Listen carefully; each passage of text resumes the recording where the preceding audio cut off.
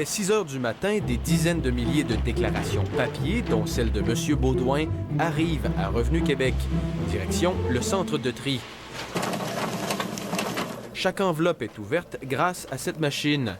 Les chèques reçus sont immédiatement identifiés puis triés pour que le gouvernement encaisse l'argent au plus vite. Les employés épluchent ensuite le contenu des enveloppes. Ils doivent dépouiller, estampiller, ordonnancer et étiqueter les documents.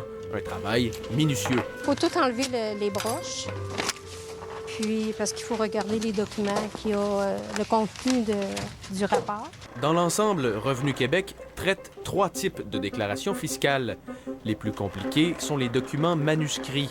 Des millions de pages à numériser ici, dans cette salle, pour que les ordinateurs puissent par la suite analyser les données que vous envoyez. Mais comme certains contribuables écrivent plus mal que d'autres, les fonctionnaires doivent confirmer manuellement certains chiffres que la machine n'est pas certaine d'avoir décryptés correctement. Il y a aussi les contribuables qui ont rempli leur déclaration grâce à un logiciel et l'ont ensuite imprimé. Sachez que vous facilitez la vie aux employés. Ils n'ont qu'à déplacer la première page vers le bas pour la lecture du code électronique. L'ordinateur fait le reste. Mieux encore, les déclarations transmises par Internet, comme pour 60% des contribuables, ne nécessitent aucune manipulation et ça coûte 28 fois moins cher à l'État qu'un document écrit à la main. Beaucoup plus avantageux au niveau des coûts, beaucoup plus avantageux également au niveau de l'économie de papier, plus rapide, plus efficace. Nous sommes maintenant dans le département des bonnes nouvelles. Cette imprimante génère des millions de chèques pour tous ceux qui ont payé trop d'impôts.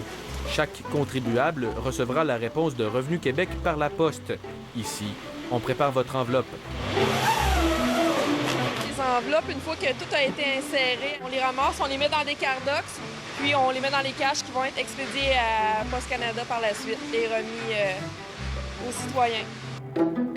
Et sachez que c'est ici, dans cet entrepôt de Québec et un autre à Montréal, que Revenu Québec conserve vos déclarations pendant 5 ans, histoire notamment de faire des vérifications. Voilà, M. Baudouin, j'espère que ça répond à vos interrogations.